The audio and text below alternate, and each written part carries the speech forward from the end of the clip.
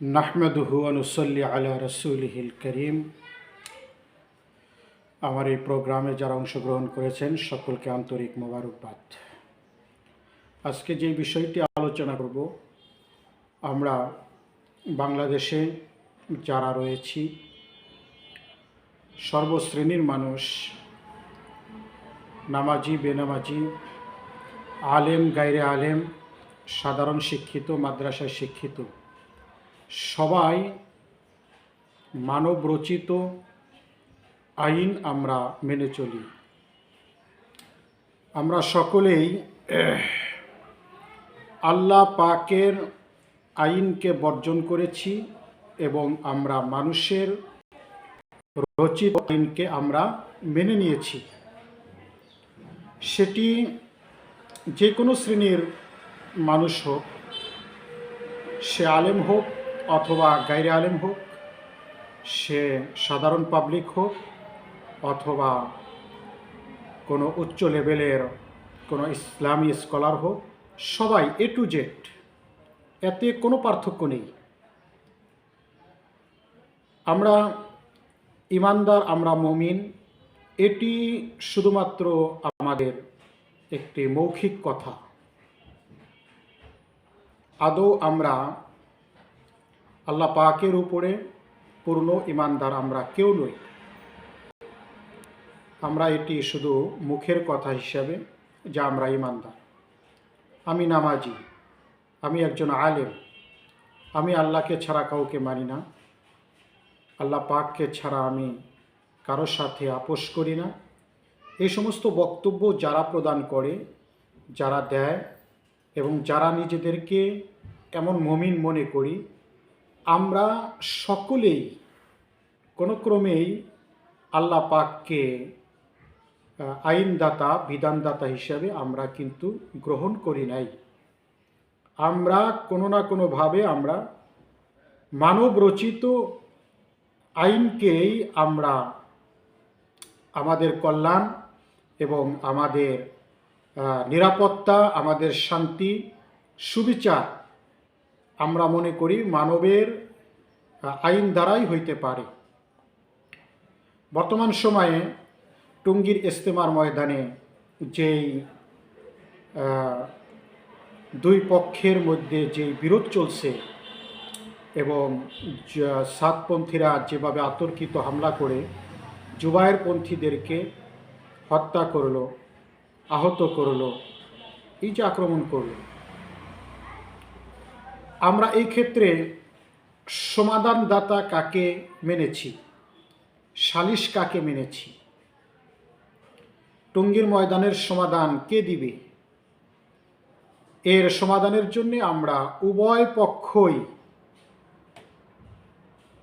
সরকারের কাছে দ্বারস্থ হয়েছি এবং সরকারি বিচার বিভাগ আদালতে জুবায়েরপন্থীদের পক্ষ থেকে মামলা দায়ের করা হয়েছে। ইতিমধ্যে আমরা একটি নিউজও পেয়েছি, সাতপন্থীদের একজনকে গ্রেফতারও করা হয়েছে।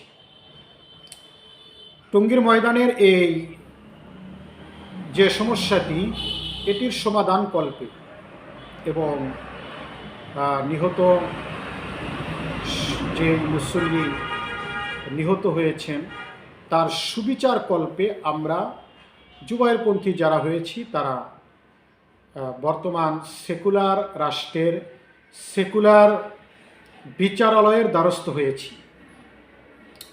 তথা আমরা উভয় পক্ষই এই সেকুলার বিচার বিভাগকে ন্যায় বিচারের মানদণ্ড স্থির করেছি। আমরা সালিশ মেনে নিয়েছি, আমরা সর্বোচ্চ সুবিচার এবং সমাধান তাদের দ্বারাই হইতে পারে, আমরা এটি কিন্তু মেনে নিয়েছি। শুধু এই ক্ষেত্রে না, আমরা সকল ক্ষেত্রেই কিন্তু তাই করি। আমাদের নাগরিক সমস্যা, আমাদের ধর্মীয় সমস্যা, আমাদের পরস্পরের বিভিন্ন মামলা মোকদ্দমা আমরা বাংলাদেশের বিচার বিভাগের দ্বারস্থ কিন্তু আমরা হই। এর অর্থ হচ্ছে বাংলাদেশের বিচার বিভাগ সুবিচার করতে পারে, সেখানে যেই আইন দেওয়া আছে সেই আইনের মাধ্যমে সুবিচার হইতে পারে, এই বিশ্বাস আমাদের মধ্যে আছে বিদেয়ী আমরা সেই বিচারালয়ে কিন্তু যাই। বাংলাদেশের যে বিচারালয় আছে, জেলা কোর্ট বলেন, জজ কোর্ট, হাইকোর্ট, সুপ্রিম কোর্ট, আদালত, এই সমস্ত স্থানে যে সমস্ত বিচারক ম্যাজিস্ট্রেট তারা বিচার করে, তারা কিসের ভিত্তিতে বিচার করে? সেটি কি আল্লাহ পাকের আইন দ্বারা তারা কি বিচার করে, না মানুষের আইন দ্বারা তারা বিচার করে?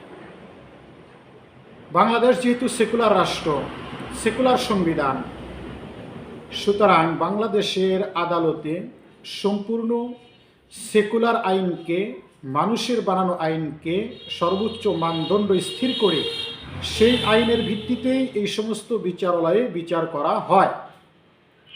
তার আমি সুবিচারের প্রার্থী হলাম কার কাছে? মানুষের বানানো আইনের কাছে। মানুষের আইন দ্বারাও সুবিচার হইতে পারে, এটা আমি মেনে নিলাম। মানুষের আইন দ্বারা ইনসাফ হইতে পারে, এটি আমি মেনে নিলাম। মানুষের আইন দ্বারা জুলুম অন্যায় দূর হইতে পারে, আমি এটা মেনে নিলাম। মানুষের আইন দ্বারা শরঈ বিষয়ের সমাধান হইতে পারে, এটি আমি মেনে নিলাম। তাহলে আমি কিন্তু আল্লাহ পাকের আইনকে একদম ছুঁড়ে ফেলে দিয়ে মানুষের আইনকে মেনে নিয়েই আমরা কিন্তু বাংলাদেশের আদালতে আমরা কিন্তু গমন করি। এবং আমরা প্রত্যেকেই একটি কথা বলি যে আমরা বাংলাদেশের আইনের প্রতি আমাদের শ্রদ্ধা আছে। তো বাংলাদেশের আইন হচ্ছে একটি কুফরি আইন।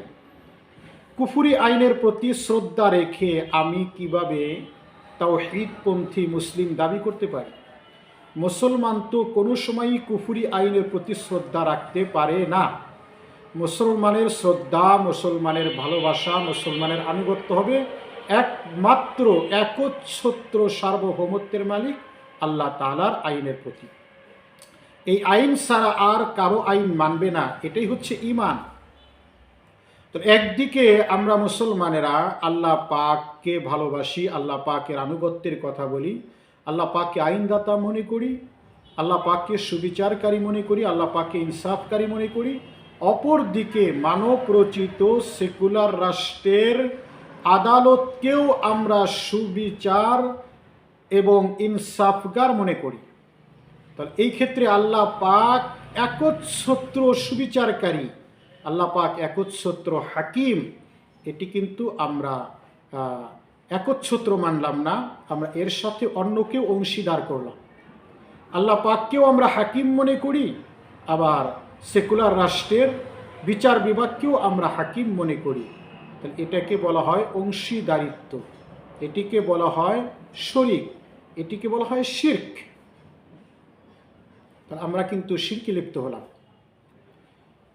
আমরা এবার টুঙ্গির ময়দানের যেই বিষয়টি আমরা লক্ষ্য করছি, আমরা দেখতে পাচ্ছি টুঙ্গির ময়দানে সাতপন্থী তারা গোমরা না হক, তারা কি গোমরা না হক? সমস্ত ওলামায়ে কেরাম সাদ সাহেবকে গোমরা আখ্যায়িত করেছেন। গোমরা আখ্যায়িত করার পরে তাকে বাংলাদেশে প্রবেশে বয়কট করেছেন ওলামায়ে কেরাম।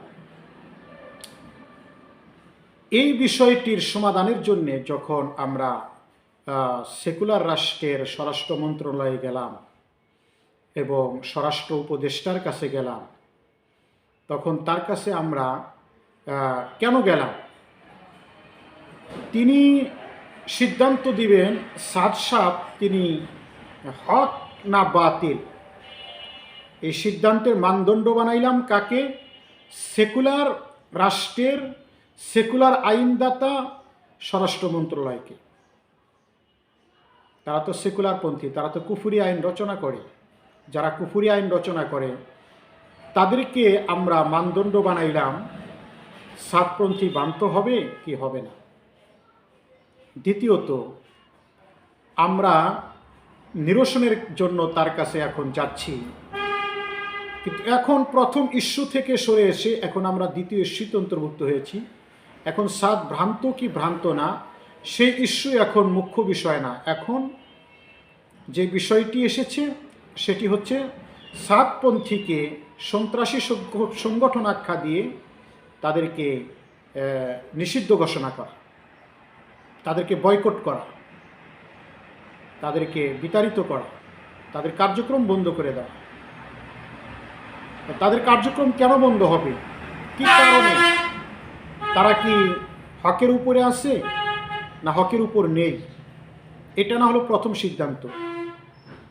এই সিদ্ধান্ত কি স্বরাষ্ট্র উপদেষ্টা দিয়েছে বা বিগত ফ্যাসিস্ট সরকারের স্বরাষ্ট্রমন্ত্রী দিয়েছে? কোনোটাই কিন্তু দেয় নাই। তারা কিন্তু এই ক্ষেত্রে কোনো মতামত দিতে প্রস্তুত না। তারা বলতেছে উভয় পক্ষই তাদের কার্যক্রম করবে, তবে কোনো সংঘাত করতে পারবে না। তাহলে যেই মন্ত্রণালয় উভয় পক্ষকেই হক মনে করে স্বীকৃতি দেয়, কোনো পক্ষকেই তারা ভ্রান্ত ফতোয়া দিতে পারে না, ভ্রান্ত সিদ্ধান্ত দিতে পারে না, যেই মন্ত্রণালয় উভয় পক্ষকে স্বীকৃতি দিয়ে শুধুমাত্র দণ্ড নিরসনে বিভিন্ন পন্থা তারা বের করে, বিভিন্ন উপদেশ তারা প্রদান করে যে উভয় পক্ষ আপনারা আপনাদের কার্যক্রম চালিয়ে যান, তবে কোনো দ্বন্দ্ব হবে না, কেউ কাউকে আঘাত করবেন না, কারো উপরে আক্রমণ করবেন না। এর মানে কি? এর মানে সেই মন্ত্রণালয় কাউকে ভ্রান্ত আখ্যা দিতে, সিদ্ধান্ত দিতে সে অক্ষম, সে দেয় না, বরং তার দৃষ্টিতে উভয় পক্ষই সঠিক, সাত পক্ষও সঠিক এবং জুবায়েরপন্থীও সঠিক। যেই কুফুরি মন্ত্রণালয়, কুফুরি রাষ্ট্র, সে ভ্রান্ত সিদ্ধান্ত দিতে অক্ষম, সেই কুফুরের কাছে আমরা বারবার দ্বারস্থ হই, তাকে আমরা সর্বোচ্চ আইনদাতা মনে করি, তাকে আমরা সমাধানদাতা মনে করি। তাই আমরা চাই আলেম হই, চাই আলেম না হই, চাই আমরা দাওয়াতি হই, চাই দাওয়াতি না হই, চাই মাদ্রাসা হই, চাই স্কুল হোক, সবাই কিন্তু আমরা মানব রচিত আইন মেনে নিয়েছি এবং সেই আইনের মাধ্যমেই আমাদের সকল সমস্যার সমাধান আমরা মনে করি। কার্যত, যদিও মুখে বলি আল্লাহর কথা, কিন্তু আমরা প্রকৃতপক্ষে কুফুরি সংবিধানকে মেনে নিয়েছি এবং কুফুরি আইনকে আমরা মেনে নিয়েছি। আমরা আইনের শাসন চাই, সেই কুফুরি আইনের শাসন, আমরা আইনের প্রতি শ্রদ্ধা রাখি, যেই কুফুরি আইন, আমরা আইন এর কথা বলি, সম্পূর্ণ কুফুরি আইনের কথা। এটি আমাদের এক ধরনের ভ্রান্ততা। বিষয়টি আমাদের সবাইকে বোঝার তৌফিক দান করুন। আল্লাহ সবাইকে তৌফিক দান করুন। আমিন।